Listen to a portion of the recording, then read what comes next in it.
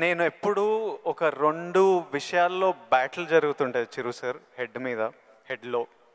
ఒకటేంటంటే డెస్టినీ. కొందరు ఏమంటారంటే రాసి పెట్టింది జరుగుతుంది, నీకు రాసి పెట్టుందిరా అనే అనే ఆలోచన ఒకటి. ఇంకో నాకున్న ఆలోచన ఏంటంటే కంప్లీట్లీ నా డెస్టినీ నా చేతుల్లో ఉంది, నాకు కావాల్సింది నేను గొడ్డు చాకిరి చేసి అది సంపాదించాలి. ఎవ్వరు మనకు చేసేటోళ్ళు లేరు, ఎవ్వరు చూసేటోళ్ళు లేరు. ఎట్లయినా మనం చేసి మనకు కావాల్సింది మనం సంపాదించుకోవాలన్నది. సో ఈ డెస్టినీ అనేది ఉందా లేకపోతే కంప్లీట్లీ మన ఓన్ శ్రమన, ఇది నాకు ఇప్పటిదాకా ఫుల్ క్లారిటీ అయితే లేదు. దీని మీద మీ థాట్ ఏంటి? డెస్టినీ అనేది ఎక్కడో ఏవి లేదండి. ఆ డెస్టినీ క్రియేట్ చేసేది కూడా మనమే.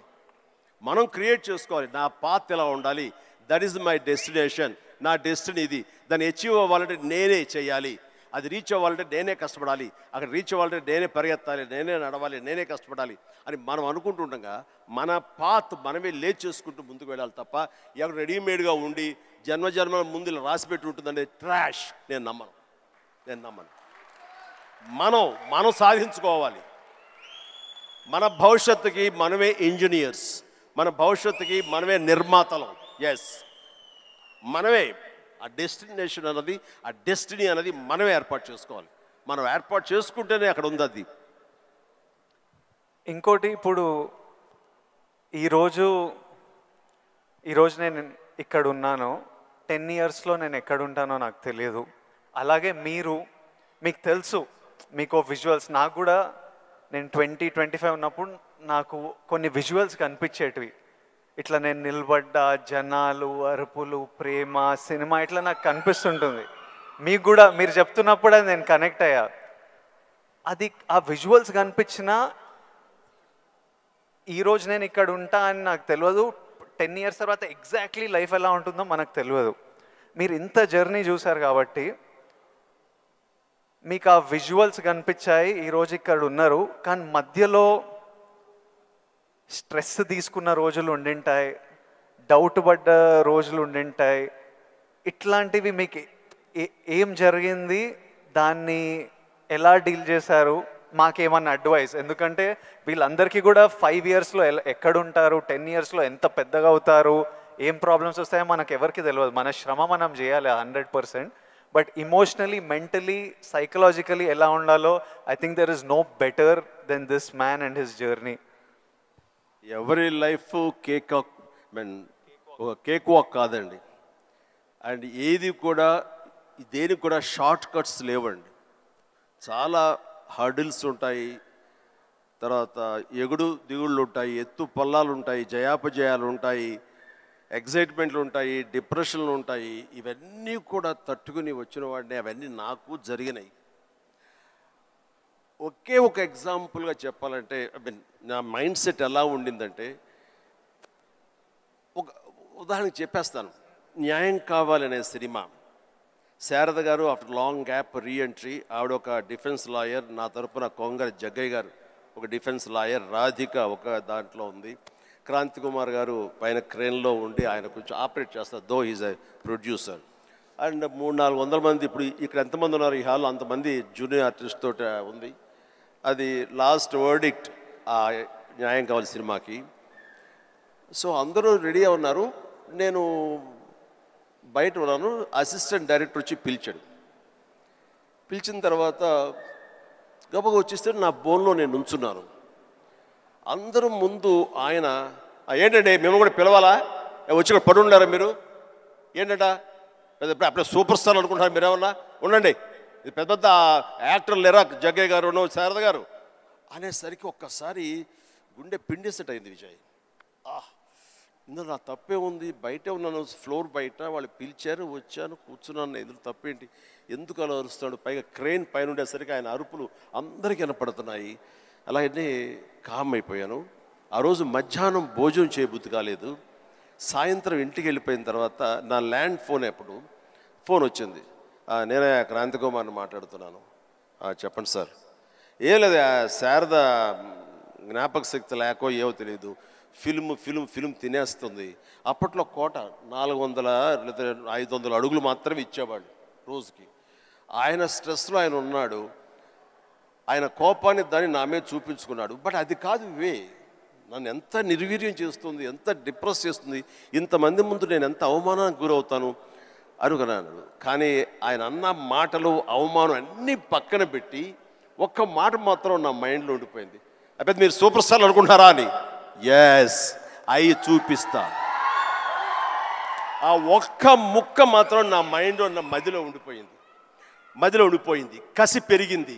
ఈ అవమానాన్ని, దాన్ని ఆయన మీద రెవెంజ్ తీర్చుకునే కంటే కూడాను దాన్ని నేను ఎదుగుదలకు నా స్టెప్స్గా నేను వాడుకున్నాను. ఇది వాస్తవం విజయ్. ఇలాంటివి చాలా జరిగినాయి. నా అవమానాలను కూడా నాకు అనుకూలంగా మార్చుకున్నాను. అందుకని నా ఎవరి మీద ద్వేషం లేదు. ఎవరు ఏమన్నా సరే, ఏ చవాకులు పేలినా సరే ఇలా కూర్చొని నవ్వుకుంటూ ఉంటాను. సార్, ఎందుకంటే ఎంత హార్డ్వేర్ వచ్చాడు నాకు మాత్రమే తెలుసు. అంత హార్డ్వేర్ వచ్చాడు నాకు ఇవన్నీ తట్టుకోవు, నా దాకా రాదు. That's it. ఇప్పుడు మీరు కూర్చొని మీ రీల్ పడుతుంటే ఇంద్రాలో మీరు చూసింటారు, చూడాలనిలో మిమ్మల్ని మీరు చూసినప్పుడు మీకు ఏమనిపిస్తుంటుంది సార్? ఇప్పుడు ఇంద్రాలో షోరీల్లో మీరు చేసిన, ఇప్పుడు 25 years నుంచి లాస్ట్ 25-30 yearsలో మీ సినిమాలన్నీ డిఫరెంట్ ఏజ్ గ్రూప్లో మీ మెంటాలిటీ డిఫరెంట్గా ఉండింటుంది. అప్పుడు మీ ఇమోషన్స్, మీ స్ట్రగుల్స్ డిఫరెంట్గా ఉండింటాయి. మీ టెన్షన్లు ఏదో సినిమాకి, ఇప్పుడు నాకు ఈరోజు ఫ్యామిలీ స్టార్ రిలీజ్ అవుతుంది. నా షోరీలు ఎప్పుడైనా వేసినప్పుడు నాకు ఎవడే సుబ్రహ్మణ్యంది పడుతుంటే ఆర్ పెళ్లి చూపులది పడుతుంటే నాకు సడన్గా ఆ రోజు నేను ఎంత భయపడుతున్నా నాకు గుర్తొస్తుంటుంది. అంత భయపడాల్సిన అవసరం లేకుండానే అని ఇప్పుడు అనిపిస్తుంది. కానీ ఆ రోజు ఎవరైనా వచ్చి చూస్తారా సినిమా, మన ఫ్యూచర్ ఏంటి, ఆ ఫస్ట్ సినిమాలు ఉంటాయి కదా. కొన్ని సినిమాలు చూసినప్పుడు అర్జున్ రెడ్డి అప్పుడు చూసినప్పుడు అప్పుడు ఎంత ర్యాష్గా ఉండేవాడిని, యంగ్ ఉండేవాడిని, మన జుట్టు వేరేలా ఉంటుంది, మన బాడీ వేరేలా ఉంటుంది, మన ఫీచర్స్ వేరేలా ఉంటాయి. మమ్మల్ని మనం చూసుకున్నప్పుడే ఒకలాగా విచిత్రంగా అనిపిస్తుంటుంది, ఇమోషన్స్ వస్తుంటాయి. అలాంటిది మీరు ఇవన్నీ iconic films, for example Indra అయితే మేమంతా అసలు mad about Indra. Most of your films మీకేమనిపిస్తుంటుంది మీరు చూస్తున్నప్పుడు? నాకు పెద్ద తేడా ఏం లేదు. ఇప్పుడు మ్యూజిక్ వేసి వేడబిట్ ఏమంటే వేస్తాను. ఇప్పుడు అప్పట్లో అలా వేశారు, ఇప్పుడు చూస్తుంటే ఇప్పట్లో అప్పట్లో ఆ రెండు నాకు ఇష్టం లేని పదాలు. ఎందుకంటే అప్పట్లో అన్నావంటే ఇప్పట్లో నువ్వేమి లేనట్టే అని నాకు అస్సలు అస్సలు కాదు. ఇప్పుడు ఇంకెక్కడో ఉన్నారు. అప్పట్లో కదా అని అనుకోను నేను ఇప్పుడేంటి, ఇప్పుడేం డెలివరీ చేయగలను, ఇప్పుడేం ఇవ్వగలను అనేది నా ఆలోచన.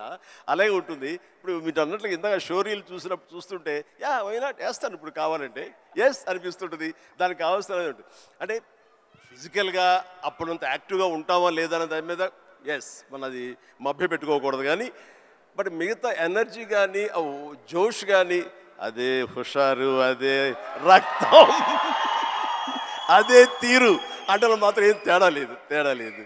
అది ఎప్పుడు. కానీ ఒకటి మీరు అన్నట్లుగా నేను అర్జున్ రెడ్డిలో చూస్తుంటే ఆ రోజు నా కాన్ఫిడెన్స్, నేను నా హెయిర్ స్టైల్, నా పొగరు, ఇవన్నీ చూస్తుంటే అవన్నీ మీ పెట్టుబడులు. అది మీ క్యారెక్టరైజేషన్. నా ఉద్దేశం, నా సలహా ఏంటంటే ఎప్పుడు వాటిని వదులుకోకండి. అవన్నీ కూడా మీకు మీ క్యారెక్టర్ నిలబెట్టేటటువంటి మీ చుట్టూ ఉండే కంచు కోటలు అవి. దాని నుంచి ఎప్పుడు షార్ట్ అవడం కానీ దాన్ని అలా ఉండదు. ఎప్పుడు అదే పొగరుతో ఉండండి, అదే యాటిట్యూడ్తో ఉండండి. You will be loved by many millions of the people. అది మీ ఎసెట్. అది ప్రతి వాడు ఒక ఎసెట్ ఉంటుంది. నేను తల్లగా అరే ఏమో దొబ్బుతున్నారు ఏంట్రా బాబు అన్నానుకో, ఆ డైలాగ్ నాకు అతకదు, నీకు అతుకుతుంది, నేను లైక్ చేస్తాను అట్లా. అందుకని మన దగ్గర ఏవే ప్లస్ పాయింట్స్ ఉంటాయో వాటిల్లోనే మనం ఓన్ చేసుకోవాలి, వాటితోనే మనం ఇంటరాక్ట్ అవ్వాలి, వాటితోనే మనం అట్రాక్ట్ చేసుకోగలగాలి. అందుకనే అవి మీ అసెట్స్ ఏమున్నాయో అది ముందు గుర్తించాలి. ఏ క్వాలిటీస్ అయితే ప్రజలు, ప్రేక్షకులు, ముఖ్యంగా మీ అమ్మాయిలు లైక్ చేస్తున్నారో దాన్ని మాత్రం వదులుకోవద్దు అంటారు. వదులుకోవద్దు. Please do it.